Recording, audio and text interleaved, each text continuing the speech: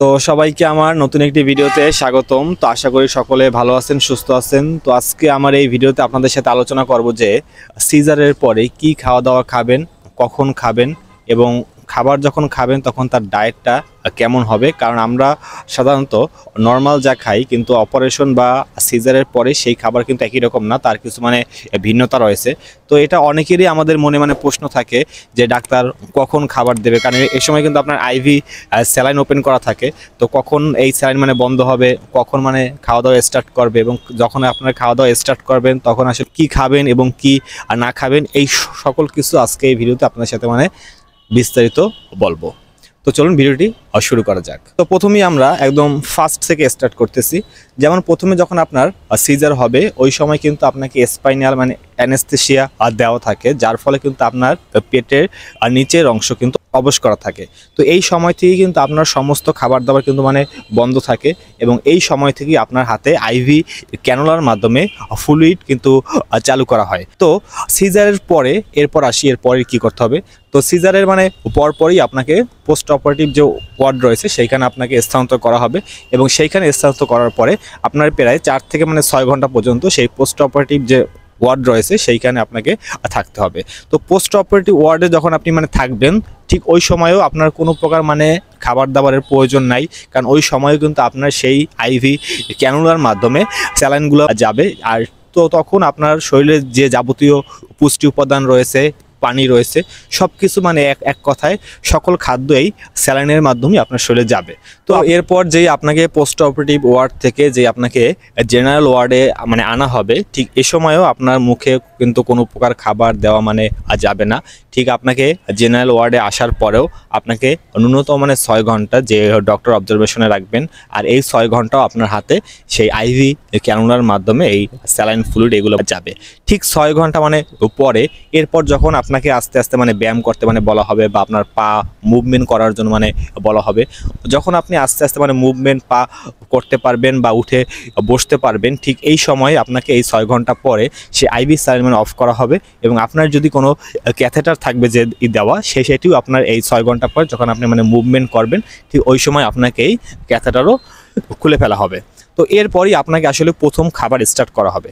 তো এখন আমাদের প্রশ্ন, আমরা কি খাবার থেকে স্টার্ট করবেন। এখন আপনার মুখে খাবার স্টার্ট হবে, আপনি কিন্তু সাথে সাথেই কোনো সলিড খাবার খেতে পারবেন না। এই জিনিসটা খেয়াল রাখতে হবে, কারণ তাৎক্ষণিক যদি অনেক সময় স্টোমাক কিন্তু আমাদের খালি ছিল, বা অপারেশনের পরে যদি আমরা সাথে সাথে যদি সলিড খাবার খাই, তাহলে কিন্তু আমাদের স্টোমাকে সমস্যা হতে পারে, পেটে ব্যথা হতে পারে, বা অপারেশনের স্থানে কিন্তু আমাদের আসলে সমস্যা হতে পারে। তো এই কারণে প্রথমে আপনাকে কোনো প্রকার সলিড খাবার খাওয়া যাবে না, প্রথমে আমরা লিকুইড খাবার থেকে স্টার্ট করব। তো লিকুইড খাবারের ভিতরে আপনি প্রথমত চা বা বিস্কুট খাইতে পারেন। তো যখন আপনার চা বিস্কুট খেয়ে যখন আপনার আরেকটু কমফোর্ট ফিল হবে, ঠিক এরপরে আপনি ঝাউ ভাতের সাথে আপনি ঝোল, মাছের ঝোল বা হালকা মাছ আপনি এইগুলো খাইতে পারেন। যখন আপনারা এইটা খেয়ে ভালো লাগবে, ঠিক তখন আপনি আস্তে আস্তে সলিড খাবারের দিকে যাবেন। তো এখানে মেইন কথা হলো আপনার প্রথমত লিকুইড খাবার থেকে স্টার্ট করবেন, এরপরে সেমি লিকুইড, এবং এরপরে আপনি সলিড খাবারের দিকে স্টার্ট করবেন। তো এইগুলো আপনি কিন্তু একসাথে খাওয়া যাবে না। আপনি প্রথম হয়তো আপনি খাইলেন লিকুইড খাবার খাইলেন, তার আধা ঘন্টা বা তার 1 ঘন্টা পরে গ্যাপ রেখে এরপর আপনাকে যাইয়া সেমি সলিড, যেমন ঝাউ ভাত, মাছের ঝোল ইত্যাদি, এরপরে আবার 1-2 ঘন্টা পার করে এরপর আপনাকে খেতে হবে যেমন হালকা সলিড খাবার, মাছ ভাত ইত্যাদি। তো এইভাবে আপনারা খাবারটা মেনটেন করতে পারেন। পরে আমাদের অনেকেরই প্রশ্ন থাকে যে আমরা ডাবের পানি পেশেন্টদের খাওয়ানো যাবে কিনা। তো এই বিষয়ে বলবো, সাধারণত দেখেন অপারেশনে পরপর অনেক সময় কিন্তু আমাদের স্টোমাক খালি থাকে। তো স্টোমাক খালি থাকা অবস্থা আপনি যদি সরাসরি প্রথম খাবারই যদি ডাবের পানি দেন, সেই ক্ষেত্রে কিন্তু আপনার অ্যাসিডিটির পরিমাণ কিন্তু বৃদ্ধি পাইতে পারে। তো এই কারণে আমরা প্রথমত ডাবের পানি দেওয়া যাবে না। পরবর্তীতে আস্তে আস্তে যখন সে সেমি সলিড থেকে সলিডের দিকে যাবে, তখন আপনি তার সাথে অন্যান্য খাবারের সাথে এই ডাবের পানি অ্যাড করতে পারেন। কিন্তু খালি পেটে আসলে কোনো সময় এই ডাবের পানি সরাসরি খাওয়ানো যাবে না, তাহলে কিন্তু শরীরে অ্যাসিডিটির পরিমাণে কিন্তু বৃদ্ধি পাইতে পারে। তো এরপরে আসি আমরা আরেকটা কথা, যে পানি কতটুকু কি খাবেন। তো এই সময় একটা জিনিস আপনাদের খেয়াল রাখতে হবে, কারণ স্পাইনাল অ্যানেস্থেসিয়া যখন দেওয়া হয়, ঠিক এরপর কিন্তু আপনাকে ঘাড় ব্যথা অথবা মাথা ব্যথা ইত্যাদি হইতে পারে। তো এই কারণে আপনাকে প্রচুর পরিমাণে মানে পানি খেতে হবে, যার ফলে এই সমস্যা থেকে আপনারা দূর হতে পারবেন। তো পানির পরিমাণ থাকবে প্রতিদিন ন্যূনতম 3 লিটার। তো ন্যূনতম আপনাকে প্রতিদিন এই 3 লিটার পানি পান করতে হবে। আর এছাড়া এই পানি পান করার আরেক উপকারিতা আছে, সেটা হলো কি ক্যাথেটারের রাস্তায় আপনার কিন্তু প্রস্রাবের রাস্তায় অনেক সময় ইনফেকশন হতে পারে। তো এই পানি যদি আপনারা বেশি পরিমাণ খান তাহলে এই ইনফেকশন থেকেও কিন্তু সেটা প্রতিরোধ হবে। তো এই পানিটা আপনাকে প্রতিদিন মানে খেয়াল রাখতেই হবে যে প্রতিদিন ন্যূনতম 3 লিটার আপনাকে পানি পান করতে হবে। তো এরপর আরেকটা কথা বলবো যে এটা হলো দুধ। তো আপনাকে এই অপারেশনের পরপর আসলে যখন থেকে আপনার এই লিকুইড খাবার স্টার্ট হবে ঠিক এই সময় থেকে আপনাকে এই দুধ প্রতিদিন হাফ কেজি দুধ এটা আপনাকে মানে পান করতে হবে। এর কারণ হলো দুধে আমরা প্রচুর পরিমাণে ভিটামিন, মিনারেল এবং অন্যান্য উপাদান, এক কথা আমাদের মানে খাদ্যের যে 6টি উপাদান সেটি এই 6টি উপাদানই কিন্তু আমরা এই দুধের মধ্যে মানে পেয়ে থাকি। তো একটা ফ্লুইডের মাধ্যমে আমরা কিন্তু সেই 6টি উপাদান কিন্তু মানে পাচ্ছি।